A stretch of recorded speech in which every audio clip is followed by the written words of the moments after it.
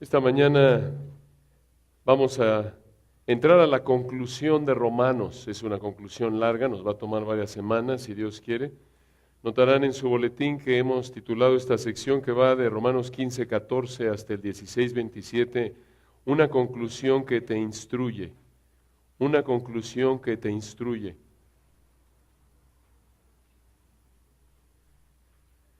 Romanos 15, 14 al 16, 27. En 1 Corintios 11:1 Pablo escribió estas palabras conocidas: sed imitadores de mí, así como yo de Cristo. En base a 1 Corintios 11:1 podemos decir que si quieres saber cómo se ve una vida y ministerio que refleja a Cristo, observa al apóstol Pablo. Y hoy estudiaremos un pasaje que nos enseña cómo se veía la vida y ministerio de Pablo, y por lo tanto un pasaje que muestra cómo se ve una vida, un ministerio, una iglesia que refleja a Cristo. De acuerdo con el pasaje que estudiaremos hoy, una vida, un ministerio o iglesia que refleja a Cristo refleja 8 principios. Número 1, aconseja únicamente con la Biblia, no con ideas humanas. Número 2, una vida o ministerio o iglesia que refleja a Cristo reconoce que todo lo que hace por extender el Evangelio es por la gracia de Dios, no por su esfuerzo humano. Número 3, una vida o ministerio o iglesia que refleja a Cristo da la gloria a Dios por cualquier progreso evangelístico, no toma crédito para sí mismo. Además, número 4, una vida o ministerio o iglesia que refleja a Cristo se ve como un instrumento, no como un autor de la extensión del Evangelio. 5, una vida o ministerio o iglesia que refleja a Cristo busca predicar el Evangelio donde no ha sido predicado. 6, una vida o ministerio que refleja a Cristo apoya económicamente a misioneros que predican el Evangelio. 7, una vida o ministerio o iglesia que refleja a Cristo ofrenda de acuerdo con lo que la Biblia manda. Y finalmente 8, una vida o ministerio o iglesia que refleja a Cristo depende de Dios, no de su esfuerzo humano.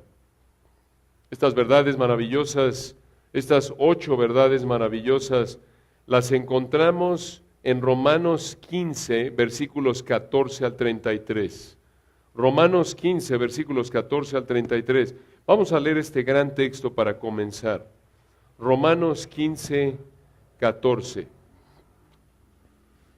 Pero estoy seguro de vosotros, hermanos míos, de que vosotros mismos estáis llenos de bondad, llenos de todo conocimiento, de tal manera que podéis amonestaros los unos a los otros.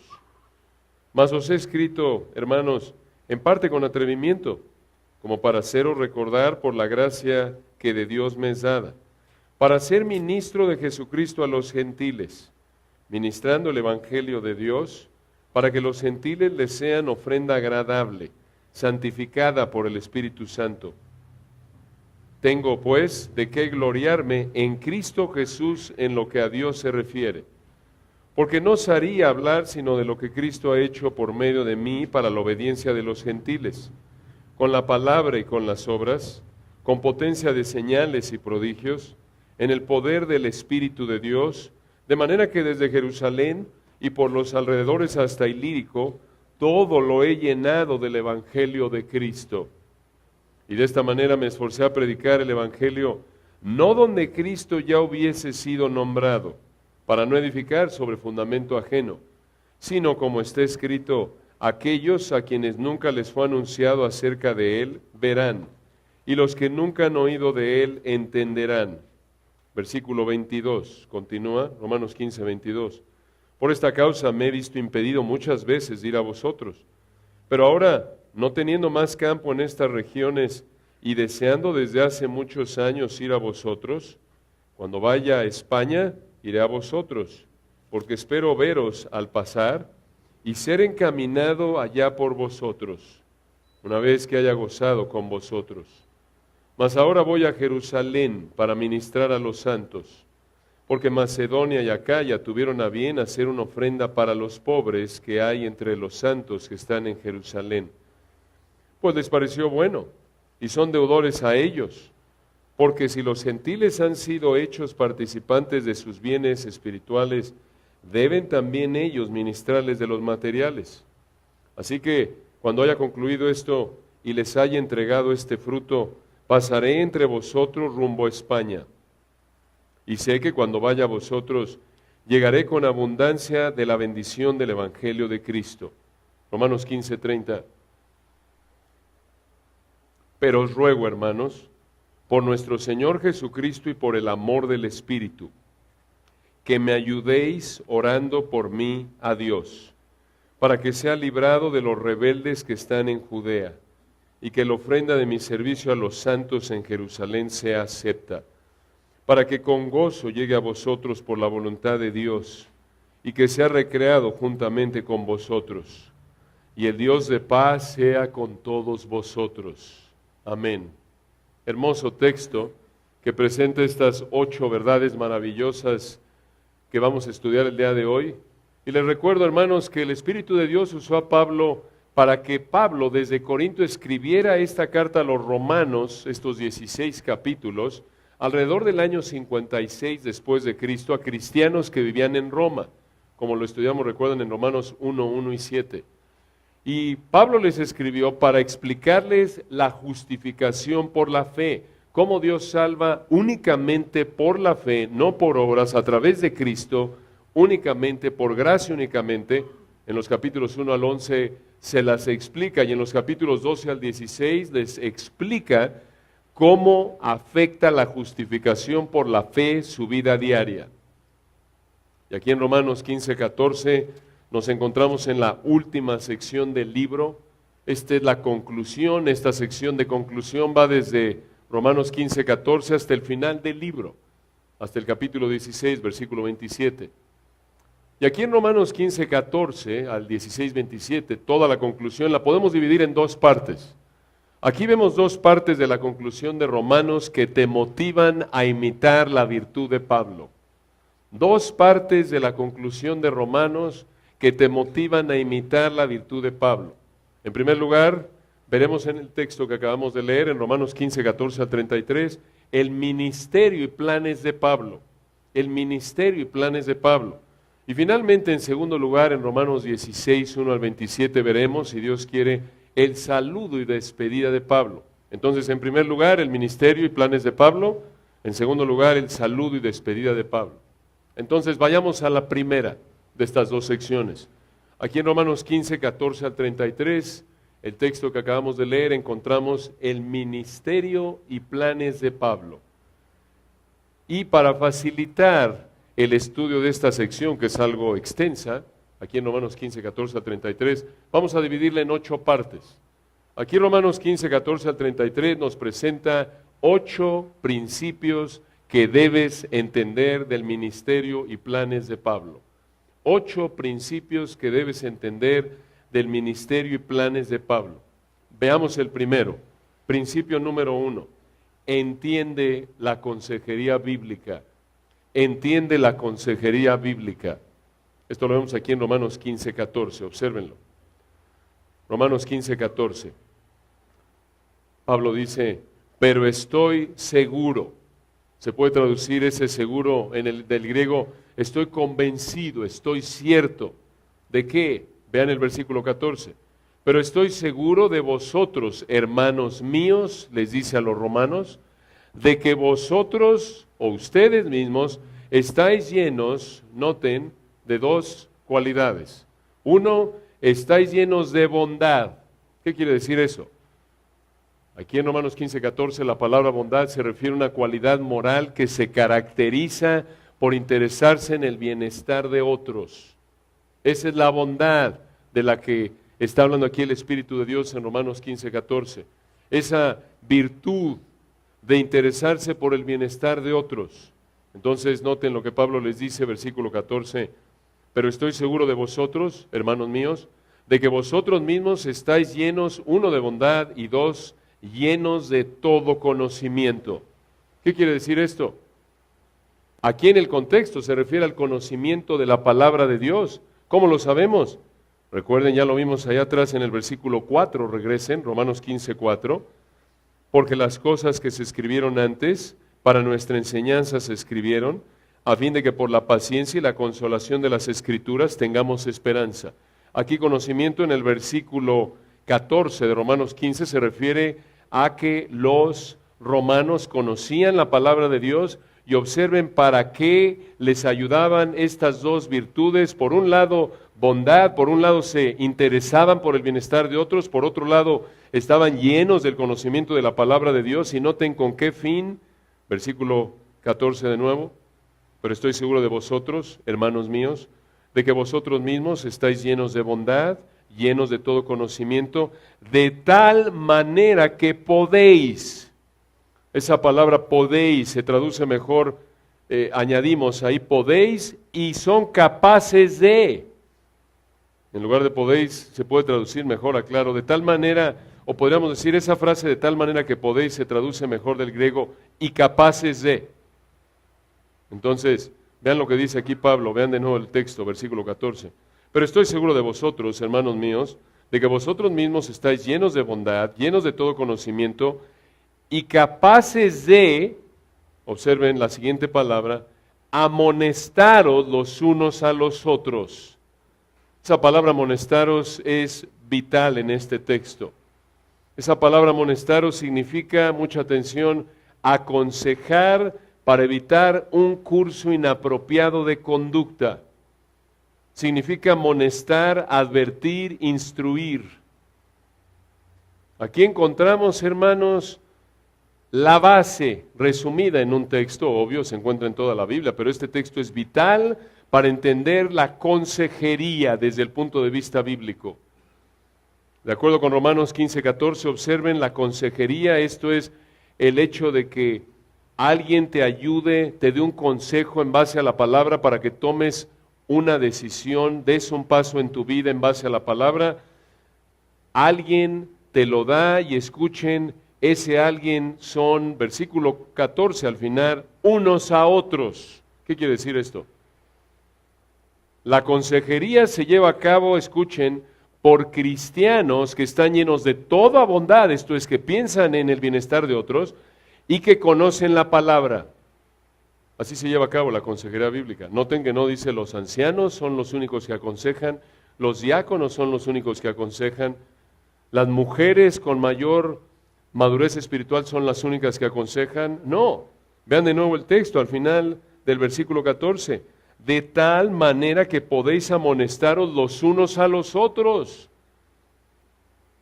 Observen que de manera implícita esto muestra por lo menos dos realidades. Uno, que la consejería en la iglesia no se lleva a cabo por expertos. Esto es muy importante. La consejería en la iglesia no se lleva a cabo por expertos. No el licenciado de psicología, en psicología, no. Cualquier hermano que conoce y obedece la palabra de Dios. Esto es lo que dice el texto. Entonces, de manera implícita, Romanos 15:14 muestra, por un lado, que la consejería en la iglesia no se lleva a cabo por expertos, no solo egresados de seminario, no solo pastores. Noten, estos son hermanos comunes y corrientes. Simplemente están llenos de bondad, de todo conocimiento. Otro principio implícito, otra realidad implícita, número 2, la palabra de Dios, mucha atención, es lo único que necesitamos para aconsejar. La palabra de Dios es lo único que necesitamos para aconsejar. Obviamente estamos hablando de aconsejar toda área que cubre la palabra de Dios, toda área de fe y práctica. En esa época, en la época en la que el Espíritu de Dios explicó esto a través de Pablo, en esa época como en la nuestra, habían filosofías humanas acerca de la vida y la conducta del hombre. Por ejemplo, en los siglos V y IV antes de Cristo, Atenas vivió lo que históricamente se conoce como su época de oro, Atenas, Grecia. En esos siglos, entre el siglo V y IV antes de Cristo, en esos siglos vivieron los filósofos más importantes de la historia. ¿Quiénes? Sócrates, Platón, Aristóteles. Y cuando Pablo escribe Romanos, aquí en el año 56 después de Cristo, ya han pasado unos 5 siglos. Y como el hombre preparado que era el apóstol Pablo, como lo vemos en Hechos capítulo 17, Pablo obviamente conocía la filosofía de Sócrates, Platón y Aristóteles, ya para cuando escribe esta carta. Y Pablo no dijo, observen aquí en Romanos 15:14, para aconsejar hermanos, necesitan conocer la palabra de Dios y estudiar algo de Sócrates, Platón y Aristóteles para complementar. No, él únicamente dijo que eran llenos de bondad y de conocimiento de la palabra de Dios. Y la palabra de Dios es lo único que necesitamos para aconsejarnos espiritualmente, y lo reitera 2 de Timoteo 3, 16 y 17, ¿recuerdan? 2 de Timoteo 3, 16 y 17. Toda la Escritura es inspirada por Dios y útil para enseñar, para redarguir, para corregir, para instruir en justicia, a fin de que el hombre de Dios sea perfecto, enteramente preparado para toda buena obra. Ahí hombre de Dios es un término técnico que se usa para Timoteo, se refiere para cualquier pastor, cualquier predicador, pero se puede aplicar a cualquier creyente. Es lo único que necesitas para madurar espiritualmente. Y así es en la actualidad. No necesitas conocer la Biblia más lo que dijo Freud, Skinner, Rogers, etc. Para tu vida como cristiano, entonces, siempre debes preguntar cómo manda Dios en su palabra que piense y actúe en esta área. Y como lo vemos en Romanos 15:14, el consejo bíblico, puramente bíblico, de otros hermanos llenos de bondad y de conocimiento bíblico te ayuda. Claro, si es un asunto físico, vas con un médico. Y hermanos, esta es la razón en base a este texto, entre otros, pero condensado en este texto, por la que continuamente nuestro querido pastor Roger, cada 2, 3 años, ahí en Logos, está dando consejería bíblica, 3 niveles, fundamentos, matrimonio y familia y otras áreas como áreas que el mundo piensa, muchos aún en círculos cristianos, entre comillas, creen que la Biblia no lo cubre, pero pueden, y animamos a todos a que vayan a este estudio si no lo han tomado, les va a ayudar inmensamente para su vida y para estar mejor capacitados para aconsejar y ayudar a otros hermanos. Ese tercer nivel cubre áreas como problemas con la ansiedad, abuso físico en el hogar, el supuesto déficit de atención, bulimia, anorexia, problemas sexuales, supuestas situaciones ahí de bipolaridad y demás, que son términos psicológicos, obvio, falsos, no bíblicos. Este texto es vital, hermanos. ¿Se dan cuenta? Romanos 15:14. Por eso, por la gracia de Dios, cuando ustedes vienen a un hermano aquí a pedir consejo, hablando de los pastores a manera de ilustración, normalmente se les busca aconsejar ¿con qué? Con la Biblia y solo la Biblia. Aquí hay una implicación práctica de esa frase latina basada o que salió de la Reforma del siglo XVI, sola Escritura. La Biblia y solo la Biblia es suficiente para todo aspecto de fe y práctica. ¿Se dan cuenta? No necesitamos nada más que la Biblia para crecer espiritualmente, para entender mejor quién es Dios y obedecer a Dios y así glorificar a Dios y disfrutar de el fruto que el Espíritu de Dios produce en una vida obediente: amor, gozo, paz, paciencia, benignidad, bondad, fe, mansedumbre, templanza. Esta es una bendición, ¿no es cierto? Pero tristemente, como ustedes saben, es raro encontrar hoy de iglesias que les digan esto. Nosotros somos los dinosaurios, por cierto. Somos así como los extraterrestres aún en algunos círculos cristianos, porque decimos esto. ¿Se dan cuenta? Algunos en congregaciones en la actualidad, si tienes un asunto de consejería, te mandan ahí con el, entre comillas, hermano, que puede ser hermano realmente, pero es el psicólogo, el psiquiatra. Y él maneja toda la consejería, porque los pastores solo supuestamente enseñan la Biblia, pero si ese es el caso en esa congregación, quizás no enseñan la Biblia como deben. Quizás. Entonces aquí noten, Pablo le dice a los cristianos romanos, Romanos 15:14, estoy seguro de que están llenos de bondad, de conocimiento, de que son capaces de instruirse, advertirse, aconsejarse. Eso es lo que significa la palabra monestaros del griego. Entonces, en primer lugar, principio número 1, entiende la consejería bíblica. Principio número 2, entiende la gracia servidora. Perdón, hermanos, antes de pasar a otro, algo más que añadir aquí. Llega a haber gente en congregaciones que aun cuando les explicaste con la Biblia qué hacer, buscan al psicólogo, buscan al psiquiatra, porque creen que la Biblia no es suficiente. Y saben muchas veces lo que eso muestra, que no se quieren someter a la Biblia. Esto se habla continuamente en juntas pastorales. Ya se le dijo qué hacer, cómo tratar ahí el problema de enojo. Y luego pasa el tiempo y terminó en el psiquiatra. ¿Por qué? O psicólogo, porque está buscando que le ayuden con una terapia, entre comillas, para el enojo. Cuando ya se le dijo, mira, toma este libro, toma este estudio. Por ejemplo, rastré en la Biblia de Génesis, Apocalipsis, el enojo. Ve cómo Dios lo ve, cómo la gente lo trata. ¿Se dan cuenta? Cualquier asunto de pecado, la Biblia lo cubre. ¿Cómo ayudarte? Recuerden, la Biblia no enseña que eres un alcohólico. Si tienes un problema ahí de hábito de borrachera, no eres alcohólico. Eres alguien que ha cultivado un hábito del pecado de embriaguez y necesitas arrepentirte. Y como cualquier otro pecado, necesitas estudiar la palabra de Dios para saber qué es lo que dice acerca de ese asunto, quién es Dios y someterte a esa palabra. De nuevo, no quiere decir que somos perfectos, vivimos en Romanos 7. Pero otra vez, hermanos, esta es la palabra de Dios pura. Buscamos simplemente que la palabra de Dios hable en toda área, no solo en una predicación. Y de hecho, cuando la palabra de Dios se predica, hay consejería automática por la obra del Espíritu de Dios. ¿No es cierto? A todos nos pasa. Oyes un sermón, estás luchando con algo. Señor, gracias. Gracias porque me ayudaste a ver este problema de pecado. Estoy pecando acá, tengo que cambiar esto. Ahí está. Ahí está. Cuando estás buscando ser fiel simplemente en explicar y aplicar el texto, que Dios hable, que el predicador sea invisible, simplemente una voz que clama en el desierto como Juan, el Espíritu de Dios usa su palabra para ministrar, para servir, para enseñar, redarguir, corregir, instruir en justicia.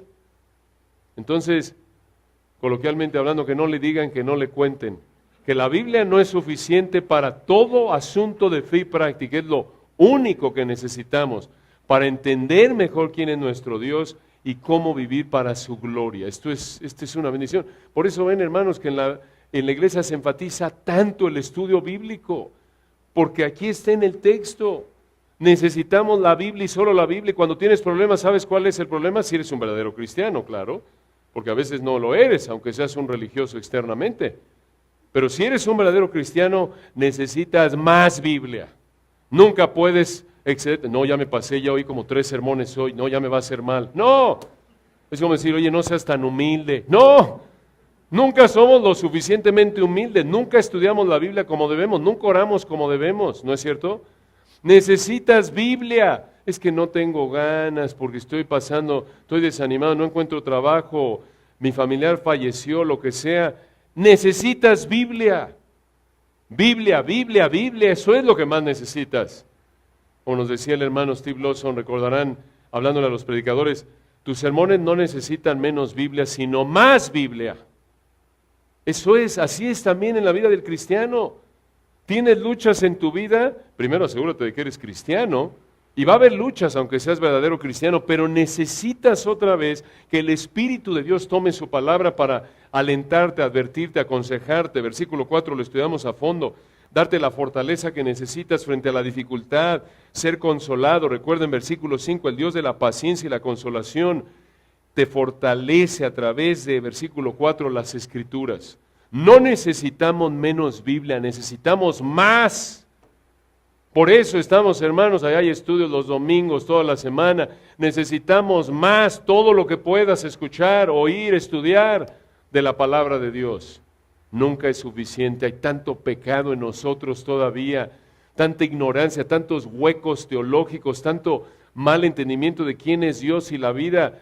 Estamos impregnados de tantos de hábitos pecaminosos, en términos de pensamiento y de práctica que no podemos minimizar la ingestión de Biblia que recibimos, sino al contrario, aumentarla. Así, hermanos, como un hospital, ahí te pones el suero intravenoso, Biblia, Biblia, Biblia. Así tiene que ser. En cuando tengas, y habituarnos a eso. Biblia en el auto, en el transporte, lo que sea. Hoy día, gracias a Dios, con la tecnología, puedes estar oyendo sermones todo el tiempo. ¿No es cierto? Digo, cuando es apropiado, ¿no? Estás limpiando, ama de casa, vas camino a tu trabajo, trabajadora, estudiante, y puedes estar oyendo la palabra en un dispositivo electrónico, etcétera. Necesitamos más Biblia, no menos. Es lo único que necesitamos para poder entonces, versículo 14, amonestarnos, alentarnos, aconsejarnos, instruirnos. Ahora pasen al segundo principio. Perdón, hermanos, nos estacionamos ahí un momento, pero creímos que era importante decir esto. Principio número 2. Entiende la gracia servidora. Entiende la gracia servidora. Esto es hermoso. Véanlo. Versículos 15 y la primera parte del 16. Entiende la gracia servidora. Pablo, aquí en Romanos 15, 14, les acaba de decir a los romanos que eran fuertes espiritualmente. Lo acabamos de ver, ¿no es cierto? Les dijo, véanlo de nuevo, versículo 14, pero estoy seguro de vosotros, hermanos míos, de que vosotros mismos estáis llenos de bondad, llenos de todo conocimiento, de tal manera que podéis amonestaros los unos a los otros. Son fuertes espiritualmente, pero eso no significaba que no necesitaran recordar verdades bíblicas. Por eso les dice, observen el versículo 15, Romanos 15, 15. Mas os he escrito, hermanos, esa palabra hermanos no está en los mejores manuscritos, pero le sigue hablando a los hermanos, ya les dijo en el 14, véanlo de nuevo al principio, pero estoy seguro de vosotros, hermanos, y en el 15 les dice, los mejores manuscritos dicen, mas os he escrito, en parte con atrevimiento. ¿Qué quiere decir eso? Pablo aquí reconoció que en Romanos había escrito ciertas partes con atrevimiento. Esto significa que había escrito cosas fuertes en ciertas partes de la carta, pero lo hizo con un propósito. Véanlo, versículo 15. Mas os he escrito, hermanos, en parte con atrevimiento, propósito, como para haceros recordar. Una pausa ahí. Pablo les escribió ciertas partes fuertes en esta carta con la meta de recordarles verdades del cristianismo que ya conocían. Hermanos, esta verdad se reitera en otras partes de la Biblia, no vamos a tomar el tiempo de verlo, pero a esto nos hace recordar algo que siempre nuestro querido Toño nos recuerda, hermanos, cuando viene el retiro de matrimonios y algunos nos podemos ver tentados a pensar, otra vez lo mismo, ¿sabes que otra vez lo necesitas? Porque seguro no lo estás viviendo de manera perfecta. Y siempre nos recuerda, hermanos, es una realidad, aquí está. Eran maduros, versículo 14, y Pablo dice en el 15, mas os he escrito, hermanos, en parte con atrevimiento, como para haceros recordar. Necesitamos otra vez recordar, y no es que si ya leíste toda la Biblia o la oíste predicada toda la Biblia, ya acabaste, te graduaste, no vuelves a leer la Biblia. ¡No! Porque parte de cómo el pecado ha afectado nuestro intelecto, nuestra capacidad de razonamiento, nuestra mente, es se ve en la facilidad con la que olvidamos. ¿No es cierto? Olvidamos. Y ustedes lo viven, lo vivimos. Estás aquí y dices, me tengo que acordar de esto y aquello. Hermano, a las 2 de la tarde, no te acuerdas del 90% de lo que estás oyendo ahorita. Eso muestra cómo el pecado ha afectado nuestra facultad de razonamiento en nuestra mente. Necesitamos estar recordando, recuerdan desde el Antiguo Testamento, ese texto tan hermoso, Josué 1:8, cuando Dios le dice a Josué a punto de guiar a los israelitas para conquistar y distribuir la tierra de Canaán, nunca se apartará de tu boca este libro de la ley, refiriéndose ahí a los primeros 5 libros de la Biblia, sino que de día y de noche meditarás en él, continuamente. Josué tenía que leer de Génesis a Deuteronomio, y cuando acabara otra vez, y cuando acabara otra vez, y otra vez, y continuamente estar recordando. Y aquí está, necesitamos estar recordando, nada de que, hombre, y algunos por ejemplo que están tomando Romanos con nuestro querido pastor Héctor, ahí los viernes, nada de que llegan aquí o lleguen con él, y ya oímos esto, ya para qué. No, lo necesitas recordar. Lo necesitas. Entonces, Pablo les dice, regresen ahí al versículo 15. Pablo les dice aquí, mas os he escrito, hermanos, en parte con atrevimiento, como para haceros recordar. Ahora, ¿qué derecho tuvo de hacer esto Pablo cuando nunca había visitado esta iglesia a la que le escribió Romanos? Recuerden, ya lo explicamos eso desde el capítulo 1 y lo vamos a ver más adelante. Pablo nunca había visitado esta iglesia. Aquellos hermanos a quienes les escribió Romanos no lo conocían. Sin embargo, él, versículo 19, le escribió en parte a estos hermanos con atrevimiento, cosas difíciles de escuchar, y esto lo hizo como para hacerlo recordar. ¿Por qué hizo esto Pablo? ¿Qué derecho tenía? Observen, el final del versículo 15 nos dice, por la gracia que de Dios me es dada, versículo 16, para ser ministro de Jesucristo a los gentiles. Una pausa ahí. Ahí está. Pablo le recordó a los cristianos romanos que él era un ministro, un servidor de Jesucristo a los gentiles, y esa era la razón por la que podía y debía escribirles así. Y de hecho se los dijo, recuerdan, desde el capítulo 1, versículo 1, se presentó diciéndoles, les recuerdo en Romanos 1:1, Pablo, siervo de Jesucristo, llamado a ser apóstol. Eso era lo que le daba el derecho de hablarles así a estos hermanos que no conocía. Pero observen aquí al final del 15 otra vez una verdad muy importante. Pablo dice, Romanos 15:15 al final, por la gracia que de Dios me es dada, para, versículo 16, véanlo, ser ministro de Jesucristo a los gentiles. Pablo aquí le recordó a los cristianos romanos que él era un ministro, un servidor de Jesucristo a los gentiles, por una sola razón, versículo 15 al final, por la gracia de Dios que le fue dada. Esto es, fue debido a una muestra, recuerden, gracia quiere decir que Dios muestra su amor de manera inmerecida a alguien. Pablo aquí está diciendo esto, fue una muestra de amor inmerecido de Dios hacia Pablo, el que Pablo llevara el evangelio a los gentiles. No por algo que hubiera especial en Pablo se ganó este derecho, no, sino porque Dios decidió en su soberanía, independientemente de cualquier cosa que Pablo hiciera, Él decidió mostrarle a Pablo este amor inmerecido al hacerlo un ministro de Jesucristo a los gentiles, hacerlo un hombre que Dios usara para llevar el evangelio a los gentiles. Y así es contigo. La capacidad y oportunidad que Dios te da de servirles una muestra de su gracia. No lo mereces. Y esto es, recuerdan lo que reitera Pedro en 1 Pedro 4, 10, 11. Cada uno según el don que ha recibido, ministrelo, úselo para servir a los otros, como buenos administradores de la multiforme gracia de Dios. Sea poner sillas, enseñar, cantar, orar, lo que sea, es una oportunidad que Dios te concede de manera inmerecida. Y hermanos, esta verdad se aplica a toda tu vida. Cualquier bendición que disfrutes es por la gracia de Dios. Mateo 5:45, Él hace salir su sol sobre malos y buenos. Eso es gracia común. 1 Corintios 4:7, ¿qué tienes que no hayas recibido? Nada. Y si lo recibiste, ¿por qué te glorías como si no lo hubieras recibido? Nada. Hermanos, estamos aquí por la gracia de Dios.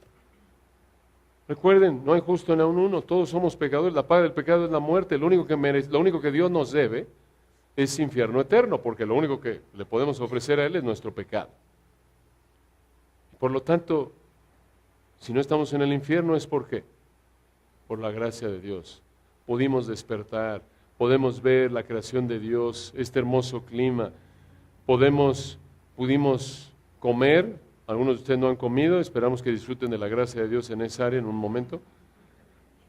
Todo es gracia, que puedas ir a trabajar, que puedas cargar algo, que puedas limpiar algo, todo es gracia pura.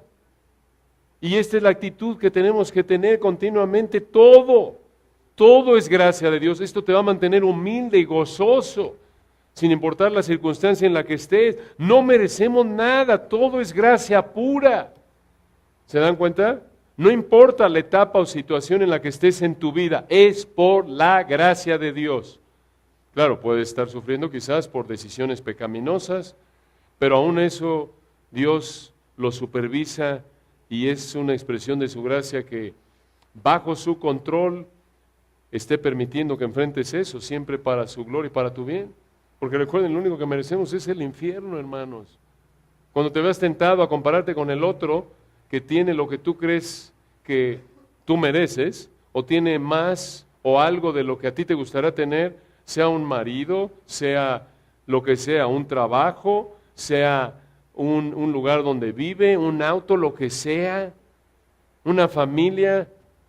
Recuerda, es por la gracia de Dios, Dios decide. Yo no merezco nada, Él no merece nada, nadie merecemos nada. No tenemos nada que no hayamos recibido.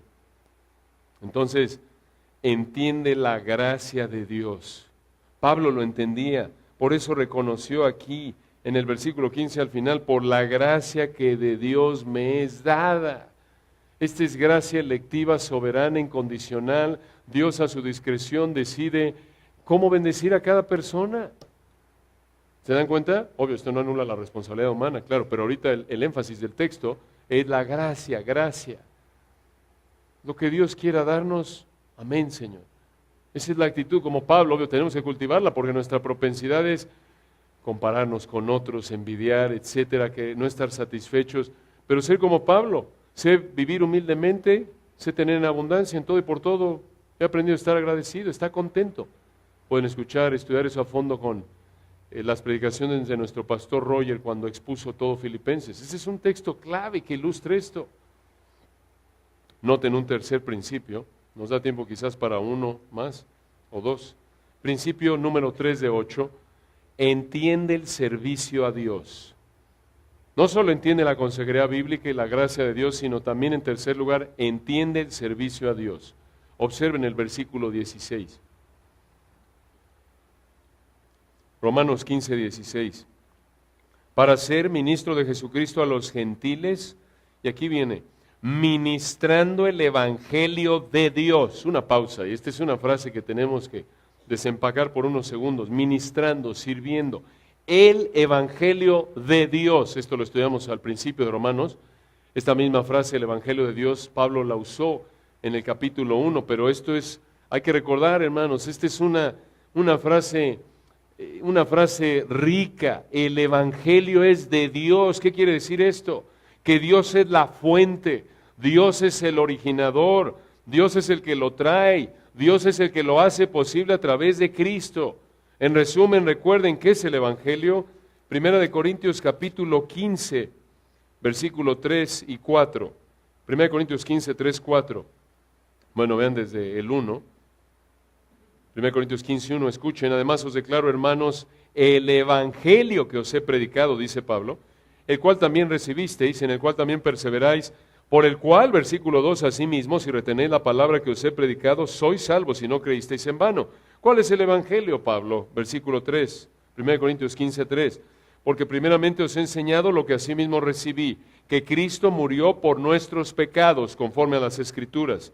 Y en el 4, y que fue sepultado y que resucitó al tercer día conforme a las Escrituras. Este es el evangelio. Recordarán algunos de ustedes cuando vino, una de las primeras veces que vino el hermano Carballosa aquí a México y nos estaba dando una clase y preguntó ahí a varios alumnos del seminario y egresados, ¿qué es el evangelio? Y unos dijeron esto, aquello, y nos regresó a esto. Esto es el evangelio, hermanos, no nos compliquemos la vida. Ya saben, a veces nos queremos dar ahí una explicación teológica profunda y hay ramificaciones profundas, pero ahí está, ese es el evangelio. Pero ahí en Romanos 15, 16, el evangelio no tenés de Dios. Él lo inventó, no es de hombres. Este es el evangelio que Pablo proclamaba, este es el evangelio que proclamamos y vamos a ser fieles a lo que Dios ha revelado en su palabra. Y noten, observen versículo 16 de nuevo, para ser ministro de Jesucristo a los gentiles, ministrando el evangelio de Dios, para que los gentiles les sean ofrenda agradable, santificada por el Espíritu Santo. Esta es una hermosa frase. Observen aquí en el versículo 16 las palabras ministro y ministrando. Estas palabras ministro y ministrando en griego presentan a Pablo como un sacerdote en el Antiguo Testamento. Como un sacerdote que, recordarán en el Antiguo Testamento, un sacerdote presentaba, traía sus ofrendas a Dios. En este caso, Romanos 15, 16 nos dice que la ofrenda que Pablo le presentó a Dios fueron creyentes gentiles, que habían sido salvados por el Espíritu Santo. ¿Qué quiere decir esto? Lo que Dios hizo mediante Pablo en los gentiles fue una ofrenda de adoración agradable a Dios. Hermanos, aquí hay una motivación potente para evangelizar. Cuando tú evangelizas y Dios salva a alguien a través de su palabra, esa persona a quien Dios salvó se convierte en una ofrenda de adoración agradable a Dios. Es como si tú fueras el sacerdote y en traer en el Antiguo Testamento, y en lugar de traer un animal en obediencia a Él en todo sentido para que Dios se agrade de eso, al tú traer el Evangelio a un incrédulo y Dios por su poder salvar a esa persona, es como si tú le trajeras a ese nuevo creyente a Dios como ofrenda grata. Qué verdad, ¿no es cierto? Qué perspectiva del evangelismo. Pero no solo evangelismo, así es en tu vida. Lo que Dios hace mediante el ministerio que Dios te ha dado por su gracia es una ofrenda de adoración agradable a Él cuando lo haces en obediencia. De hecho, recuerden, esta es la vida del cristiano. No solo cuando servimos a otro hermano, tu vida entera como cristiano debe estar dedicada a Dios como ofrenda de adoración a Dios. Romanos 12:1, recuerdan, así que hermanos os ruego por las misericordias de Dios que presentéis vuestros cuerpos, recuerdan, en sacrificio vivo, santo, agradable a Dios, que es vuestro culto racional. Cuando tú, esposa, buscas atender a tu marido, prepararle una comida con una actitud correcta a Dios, como hija de Dios, estás adorando a Dios al ser una ayuda idónea de tu marido. Cuando tu mamá estás cambiando un pañal de tu recién nacido, toda desvelada, y ya no sabes si es mañana o noche, varios de ustedes, pobres de ustedes, pero lo estás haciendo en medio ahí de tu lucha física, buscando honrar a Dios, estás sirviendo a Dios al cambiarle ese pañal a ese bebé, todo en la vida. Entonces, esta es una verdad tan rica. Todo lo que hacemos es adoración a Dios. Observen una más, nos da tiempo aquí para meter una más. Principio 4 de 8, principio 4. Entiende tu lugar como instrumento. Entiende tu lugar como instrumento. Esto lo vemos aquí en Romanos 16, 17 y 18. Observen lo que dice Pablo. Tengo pues de qué gloriarme en Cristo Jesús en lo que a Dios se refiere.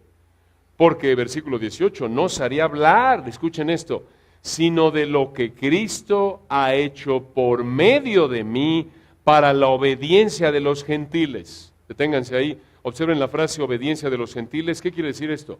Significa que creyeron al Evangelio, como lo vemos en Romanos 10, 16. Aquí vemos que esa frase, la obediencia a los gentiles, nos recuerda algo muy importante. La fe verdadera no solo es afirmar intelectualmente la verdad del Evangelio, sino someterse a esa verdad, comprometerse con ella, obedecerla. Donde hay fe, hay obediencia. Escucha, como alguien dijo, la salvación es por la fe únicamente sin obras, pero la verdadera fe produce obras de obediencia. Entonces Pablo dice, vean el versículo 18, porque no os haré hablar sino de lo que Cristo ha hecho por medio de mí para la obediencia de los gentiles con la palabra y con las obras.